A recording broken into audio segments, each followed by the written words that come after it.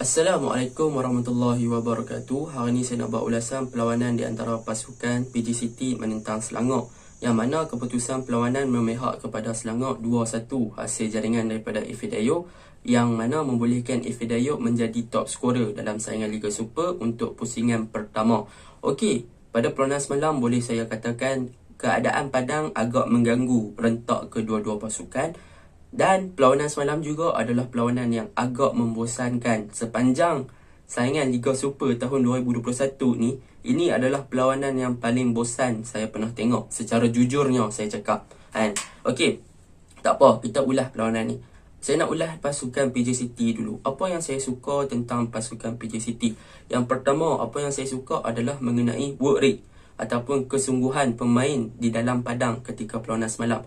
Kita tahu PJ City adalah player ataupun kelab yang menggunakan semua pemain tempatan, dan pemain-pemain tempatan pada perlawanan semalam menunjukkan kesungguhan yang sangat tinggi. Work rate mereka boleh saya katakan 100% dalam padang. Apabila mereka bermain dengan bersungguh, mereka dapat bola, mereka cuba untuk organize ataupun untuk susun ataupun untuk create game tu dengan lancarkan bola ke depan dengan laju. Mereka cuba bertahan sebagai satu tim, mereka cuba attack sebagai satu tim. Itu adalah perkara pertama yang saya suka tentang PJ City. Apabila mereka mempunyai pemain yang mempunyai work rate yang tinggi untuk keseluruhan pasukan. Bukan hanya seorang dua lah yang main rajin, tetapi untuk semua player dalam PJ City, mereka mempunyai work rate yang tinggi pada perlawanan semalam.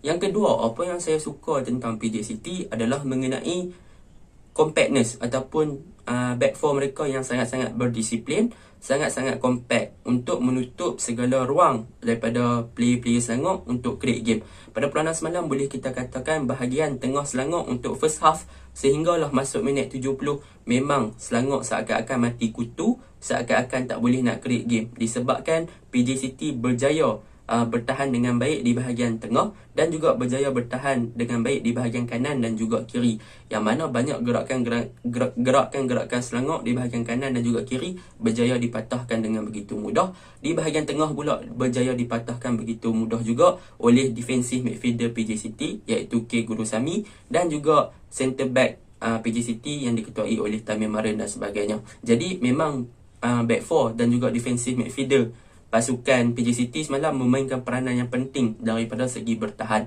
Apabila mereka sangat berdisiplin, mereka sangat compact sehingga Selangor tiada idea untuk create game pada perlawanan semalam. Macam mana mereka nak tembusi pertahanan PJ City, macam mana mereka nak cuba penetrate bahagian kanan ataupun kiri PJ City pada perlawanan semalam. Itu yang kedua, daripada segi corak bertahan PJ City, mereka sangat berdisiplin, mereka sangat compact, mereka ada seorang yang boleh lead di bahagian pertahanan untuk bagi arahan supaya menutup segala ruang daripada Selangor penetrate ataupun tembus barisan pertahanan mereka. Itu yang kedua yang saya suka.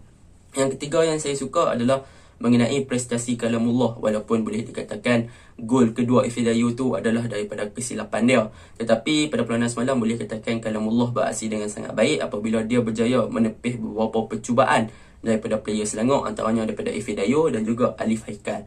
Jadi itu yang saya suka tentang PJ City. Okey, untuk apa yang kekurangannya PJ City dalam pasukan ni adalah yang pertama, mereka agak tumpul di bahagian serangan. Walaupun mereka berjaya menjaringkan gol, tetapi sebab apa saya kata tumpul? Sebab mereka seakan-akan kehilangan seorang player yang kreatif di bahagian tengah, dan mereka juga seakan-akan hilang seorang player striker yang tulen yang boleh menjaringkan gol untuk pasukan mereka. Pada perlawanan semalam boleh saya katakan PJ City suka menggerakkan bola ke hadapan dengan laju, tetapi apabila sampai sahaja di kawasan Selangor, di final third pasukan Selangor, mereka seakan-akan buntu. Apa yang perlu mereka buat? Sebab mereka tiada striker untuk dicari kan. Jadi itu antara kelemahan PJ City lah. Bila mereka sampai dalam kotak penalti ataupun sampai di final third Selangor, mereka macam blur. Mereka macam tak tahu sama ada perlu passing ke Mahali ataupun orang yang pegang bola tu yang kena shoot ataupun crossing. Kalau nak crossing dalam kotak penalti tak ada siapa, hanya ada Mahali sahaja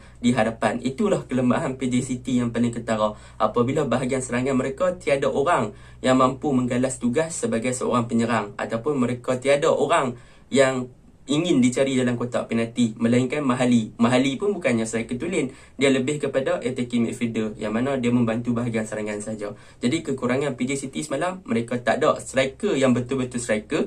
Kalau ada semalam, saya rasa PJ City boleh menang lawan dengan Selangor. Okey, untuk pasukan Selangor pula, apa yang saya suka yang pertama adalah untuk second half di minit 70 ke 75, yang mana dengan kemasukan 3 player iaitu Daniel Asri, Ali Faikal dan juga Syarif Fikri berjaya mengubah corak permainan Selangor pada perlawanan semalam.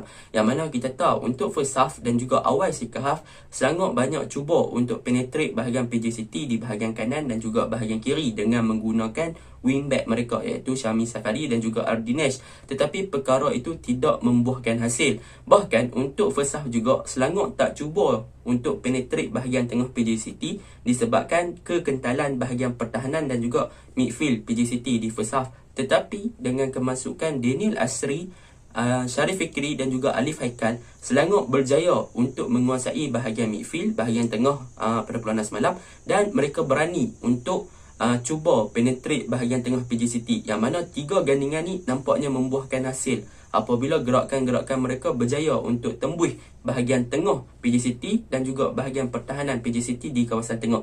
Mereka berjaya menghasilkan beberapa percubaan melalui Ifidayu, percubaan daripada Alif Haikal, tetapi sayang sebab kalamullah beraksi dengan baik juga pada perlawanan semalam.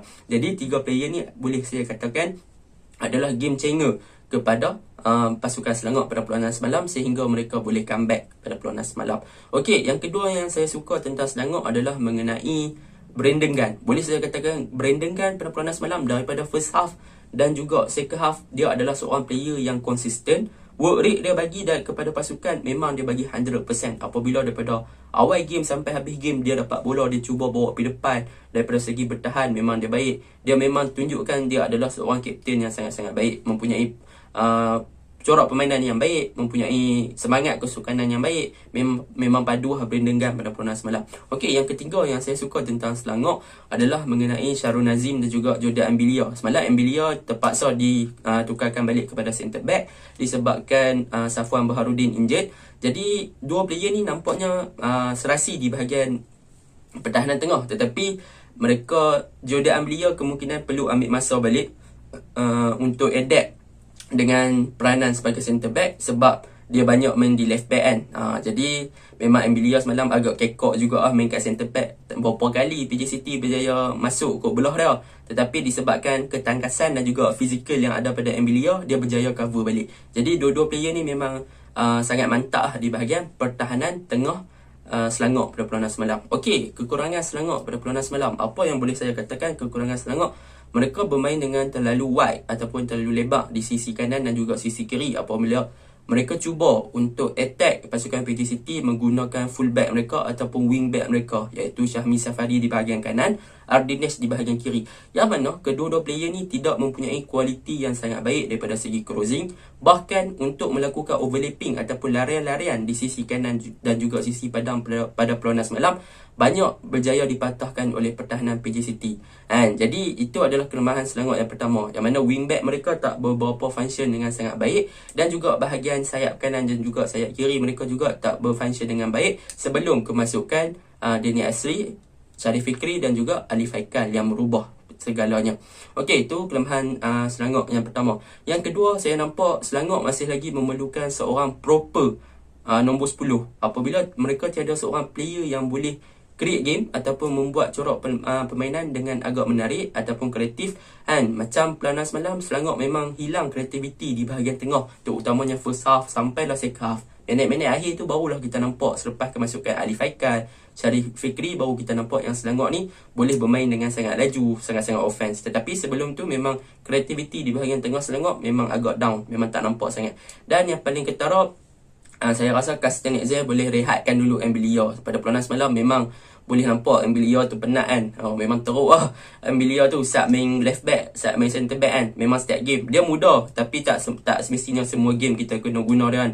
Dah lah dia tu padu kan. Kalau dia injured nanti rugi untuk pasukan. Jadi itu saja ulasan saya. Secara overallnya kedua-dua tim sebenarnya seimbang.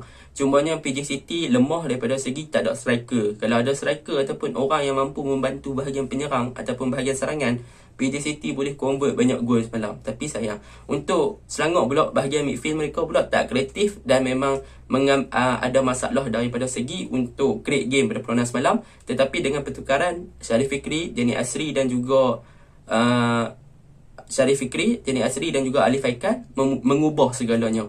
Jadi kemungkinan besar Castanetza perlu beri Syarif Fikri lebih minit permainan untuk dia buktikan dan dia mampu bermain sebagai backup striker ataupun attacking midfielder ataupun second striker kepada Ifidayo. Itu sahaja ulasan saya. Secara overallnya game semalam memang membosankan. Okey, Assalamualaikum warahmatullahi wabarakatuh.